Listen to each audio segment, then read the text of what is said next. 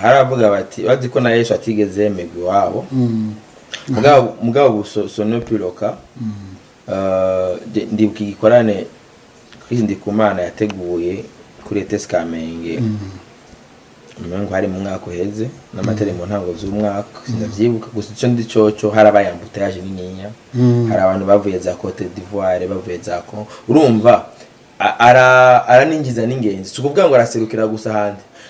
inyuma y'u Burundi igihugu kiravugwa cyane atwaye ijambo ry'Imana Imana ikavuga sivyo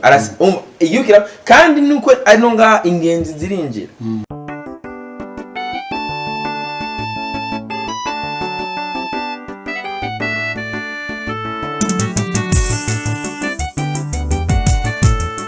bakunzi urubuga rwa Bwayesu TV turaramukije amahoro y'Imana. Uyu munsi turafise umutumire hano muri studio ya Bwayesu TV. Hanyuma uwo mutumire sindamuvuga wenyine arivuga kuko arakuze, turamuhaye ikaze. Baramukije cyane Imana. Amahoro cyane. Ndashima Imana. Yego ndakubona kabisa. Mwaka mwiza. Watwese kabisa. Yego. Yego. Hanyuma watugendeye uno munsi ku Bwayesu TV. Kandi wagize neza. Yego. Twagomba wanze utwibwire amazina yawe n'uriwe. Yego. Je nitwa Maniragaba Idris. Jo zina fise hama nkaba ndi mwene Nindere basimbisi mbizo Semavumba benshi niryo zina kenshi bakunda kunyita Semavumba niryo narinzi nanje bakunda kunyita mugabo ikintu benshi batazi nuko Semavumba ni sokuruza wanje ndubatse yego umugore umwe hama ndakunda Burundi n'abarundi cyane ndakunda Burundi n'abarundi niyo mpamvu iyo benshi bambaza ati kubera iki witwa Simbizo Semavumba nti ndakunda cyane guha agaciro imizi umenye inkomoko kuburya niho urukundo rw'abarundi ruba ruri cyane yego uravuze iki kintu gikomeye uti urakunda Uburundi n'abarundi. Yego. Hariho umurundi umwe amaze imisi avugangwa. Uyo murundi ni umukozi w'Imana yitwa Chris Ndikumana. Yego. Hanyuma kandi turiko turumva Imana iri kuramukoresha ibikomeye bidasanzwe kandi n'umurundi aserukira n'amakungu mu ivuga butumwa.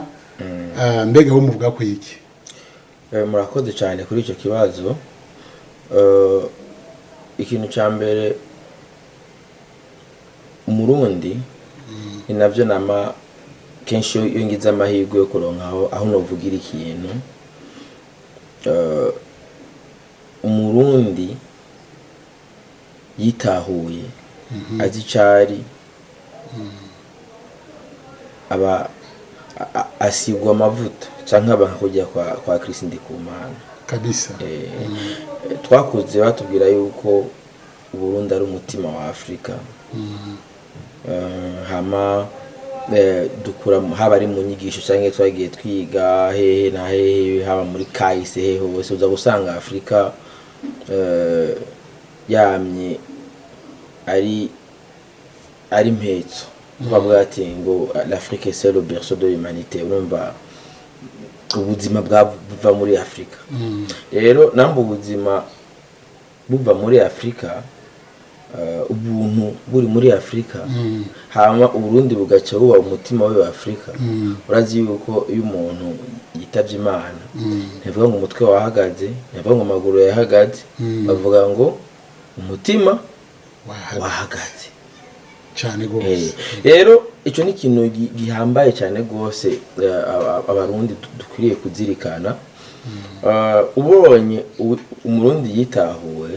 Imana iri kiramukoresha kuko ujya n'umukozi w'Imana sivyo umukozi w'Imana kandi umukozi w'Imana agira uko buri muntu wese aragira umuhamagaro wiwe cyane gose. Je ndashobora kuba mfise umuhamagaro w'iwanje Imana yamurikira muri uwo muhamagaro simbura baza kungwanya yego ko nukuri ukira gusa kuba gusa Imana yamaze kukumurikira niho abakugwanya baboneka burya hano rero bazi Kristo Ndikumana benshi bafise amavuta nk'aya Kristo bafise ingabire ko iya Kristo Ndikumana afise n'ingabire ko buri muntu wese agira ingabire yiwe cyane gusa ingabire wewe uramenye cyo ikoresha nizataranto zimwe zivuga muri Bibiliya baravuga histoire y'itaranto hariho uw'itaranto afata akayibika hari n'uwundi agerageza akayandaza cyane sivyo hari n'uwundi ayikoresha nabi hari n'uwundi ayikoresha igikenewe rero novuga yuko hajya umukozi w'Imana Kristo Ndikumana yafashe itaranto yiwe ayikoresha ibikenewe hari abantu bashobora kumubona no munsi bijya ariko arakora bagaciye baza ntihabitanguye Kristo Ndikumana afise imyaka 50 na udugaca usanga harabayemwo ukwihangana hari imisozi myinshi yasimvye hari byamuciye intege mugabo arabandanya gushika naho bicari ivyo rero buri murundi wese yamaze kwitahura akavuga ati iki kintu ndakigumyemo impera n'imperuka ico kintu hagera igihe ryatarari mwakira ko nukuri nuko bimeze abuzoza wumva ngo bagwiza tunga ngo banaka ntibiheraho nyene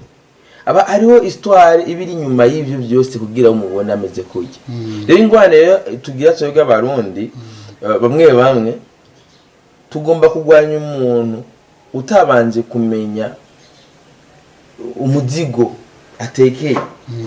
imisumari iri inyuma inkovu ziri inyuma zimuri ko kugira agera hageze n'uburuhe yagize nizo za nkovu nizo ibyo yaciyemwe abaragizemo rero izo nizo niyo ni wa muco mubi tugira wo kwitwararika wa muco w'inzigo wa muco wo guhana amashano wo guhana wa muco wo kwanga mugenzi wawe nuko ageze hakwishimira aho abageze nayo biguhereza ingoga zo kuba nawe wogera cyangwa ukanagera narenze aho babageze bawo kuko iyo ni ubonye je nivyo nabwiye abantu maze kubona ndiko ndabona ibyo Kristo Ndikumana ibikorane byiwe ingena bigenda ingena abantu bamwitabira ingena abantu baza bakurikira ijambo ryiwe ko nta kindi avuga atari ijambo ni ijambo ijambo ry'Imana ni ijambo ko abantu bamenye yuko umuntu ibiri ku isi byose byaremwe n'ijambo niko ijambo ry'Imana rivuga ibintu byose ni ijambo ibintu byose burya ni ijambo ikintu cyose ubona ni ijambo urakoze aho no munsi kugira tugatako ni igani uko hatangiye kwanza ijambo tukavuga ati umunsi runaka turifuza yuko tubona ko byo byiza mutugendeye muri iryo zavuze ni ijambo riba ryatanguye hari umuntu afata ijambo akariha agaciro n'ubundi akagirengagiza mugabo nka kuba turiko turayaga no munsi ngana uko twaha importance iryo jambo hari abantu rero usanga bafise ingabire y'ijambo rifise inkomezi nibo nyene ni ingabire iyo ni ingabire si kuvuga ngo nanje ngo cyane yadukiza ngene kuba Kristo ingabire atari gwanje si gwanje oya urumva Kristo Ndikumana namba biye bikora nukubona ubushobozi buri mu ngabire yi ko buri muntu wese ngaha ijambo ry'Imana riravuga ati inyoni ntizibiba ariko zirabaho Imana irabaho sibyo ntiyeswe umuntu hari abantu benshi no munsi babayeho mu kuganya benshi ibyo nivyo mwe ugasanga Imana nambe yaremye umuntu amparallel iramuremana n'ikintu kizomubeshaho nuko niyo formule nuko bimeze neza cyane ko Imana ntigeze irema umuntu kugira ngo aze guhangayikira ku isi ibyo nibigaragaza bayo bose barabanye navyo bamwe birabaranira mugabo undi arapersevera mpaka ibigaragaza agira iki akabitsinda bavyo rero hari abantu benshi usanga babandi batitaho ivyabo batitaho yatarana Imana yabahaye batanakire no kuyimenya kuko ari gusanga inyegeje no kugira uzoyimenye nikindi kintu buryo uzorabe kenshi umuntu biramutwara igihe ugira amenye ikintu cyo mubeshaho niba uzosanga nko mu mashuri ugasanga umuntu umwe yarashoboye ugasanga umuhamagaro we kwari gukina agapira Imana ikabimuhezagiriramo muga waragiye kwiga ngo ubuganga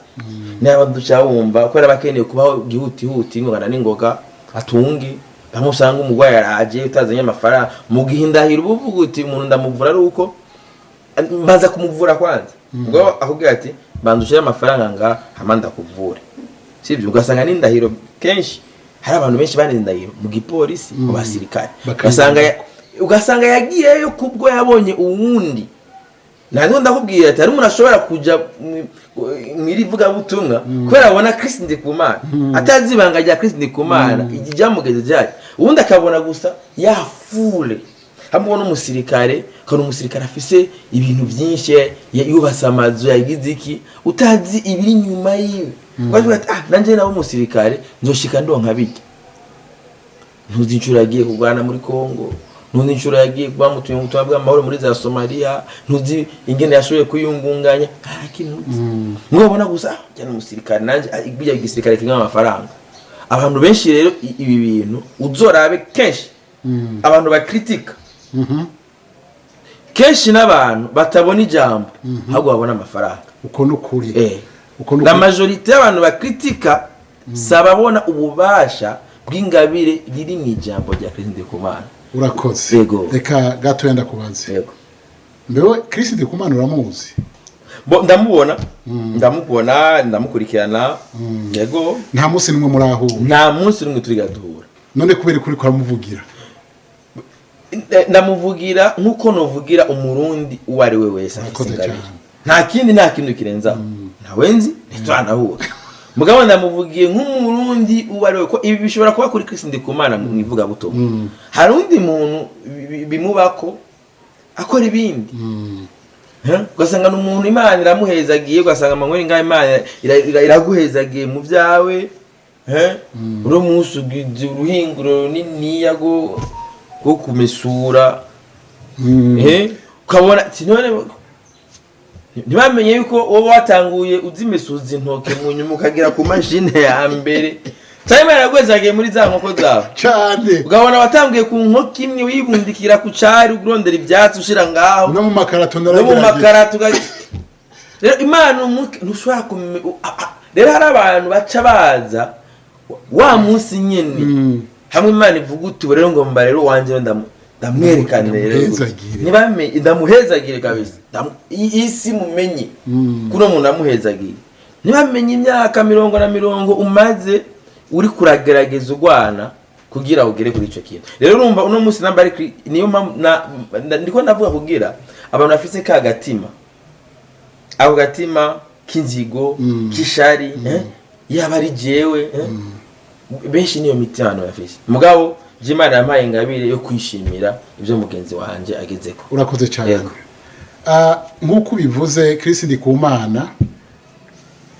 na jewe ntawe ndabona amaso kuyandi yego mugabo mbona ibikorwa Imana imukoresha yego kandi ndamushikiye kandi ndamukunda yego igitangaje nuko twebwe abarundi tutayiko turashikira turashikira ibikorwa Kristo Ndikumana ariko arakoreshwa n'Imana yego je nabonye ko Kristo Ndikumana ariko aserukira Imana no guserukira igihugu mu bindi bihugu yego rero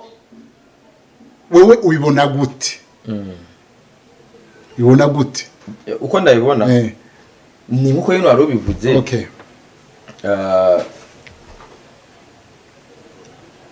burya haravuga bati bazi ko na Yesu atigeze yemegwa iwabo mugabo sono piloka ndibuka igikorane Kristo Ndikumana yateguye kuri ETS Kamenge umengo hari mu mwaka uheze n'amatari mu ntango z'umwaka ndavyibuka gusa ico ndi coco harabaye ambutage nininya hari abantu bavuye za Côte d'Ivoire bavuye za Congo urumva araningiza n'ingenzi tukuvuga ngo araserukira gusa handi inyuma y'u Burundi igihugu kiravugwa cyane atwaye ijambo ry'Imana Imana ikavuga sivyo igihugu kandi nuko ari nga ingenzi zirinjira igihe gitaramo Kristo Ndikumana yakora igikorane ngaha amahoteli yaruzuye twaronse ingenzi nyinshi urumva mucamake Kristo Ndikumana n'ubutunzi ku gihugu n'ubutunzi igihugu gifite sivyo niyo mpamvu usanga ugana umuntu wo gushikirwa cyane kuko abandi uzoraba abarundi benshi niga ko umurundi amenyekana ku byiza akora abarundi benshi bazwi ku bantu bishe nibyo usanga abarundi benshi bazwi ku bantu bishe kenshi abarundi batumenya mu bwicanyi n'ubu wogenda kuri Google ukandika Burundi ndaze amakuru menshi azakuza nayo abantu bapfuye tuvugisha ukuri gamara wewe basi abantu bishe ubaheruka ryari bisha apana umuntu yishwe n'ugwiwe nyene rw'akarago weruka ryari umuntu avuga ati ngo yishe umuntu ndabyumva ku maradiyo urusasu weruka ryari nta ruherutse kuvuga mugabo ugiye ku ma internet uzosanga uburundi bwama mu masasu ubwo rero ayo masasu atumvikana rero uko ni ku ari abantu rero bajejwe ibyo urasanga ari abantu nk'abandi ku Mana ashobora gutanga ubutumwa bwiza agenda afasha imitima y'abantu sibyo ugasanga wanashaka n'abarundi bonyene yansho bari ngaha bariko baramurwanya kimene unawo umurwanyiri yakoze ikivyo umuntu ntawe yibye Kristo Kumana niwe muntu wenyene akora igikorani nanatoze n'amashikano cyane gose mbwa abandi nabo ubona uco mwagiriza iki yakoze iki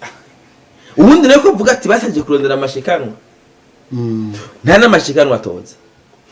YouTube ya Kristo Kumana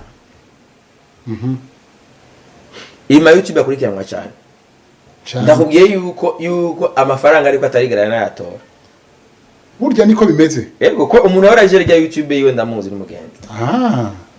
okay wewe urabizi kandi YouTube yeriko amafaranga menshi urabizi cyane mbwa no ucuvuga no uwo muntu kandi umutipe yarabikoze yayimuhetije atani ivyatsi yego agiye kubimenya munyu hari abantu rero usanga objectif yabo bari kuri mission y'Imana cyane cyane inosi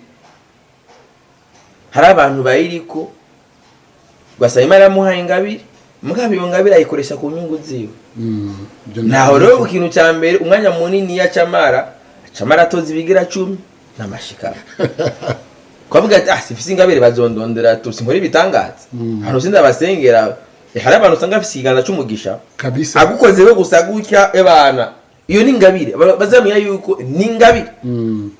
ni ingabire iyo ibyo ni ivy'ukuri ni ingabire maze ukubeshe bara urashaka kuvuga ni ingabire y'umugisha uko ni ikintu ucatuye kikaba kabisa rero iyo umuntu rero afise ingabire ayikoresha ko Imana yaduhaye amahitamo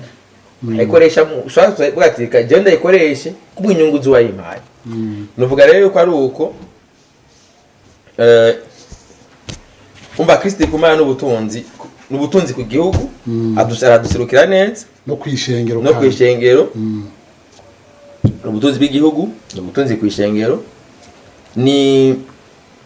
n'intunga y'Imana na cyane yego okay jewe rero ikintu kiro kirantangaza nuko mu bakristo b'uyu munsi n'abakozi b'Imana bamwe gatari bose ni wamuvuga nabi kandi atarakwiye kuvugwa nabi nkuko maze ukivuga twari dukwiye guhaguruka tukamushigikira kuko ariko arakorera Imana yagura ubwami bw'Imana witegereje no guca bugufi kwiwe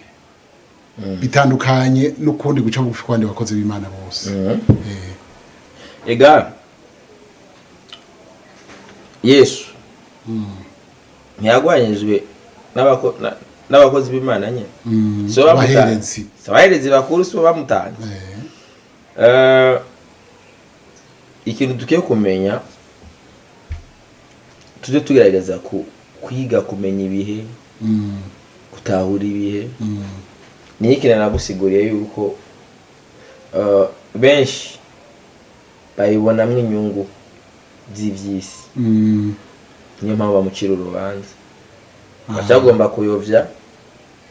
intama baba bafise ko nukuri mugabo wumvise umuntu isi ishingira intahe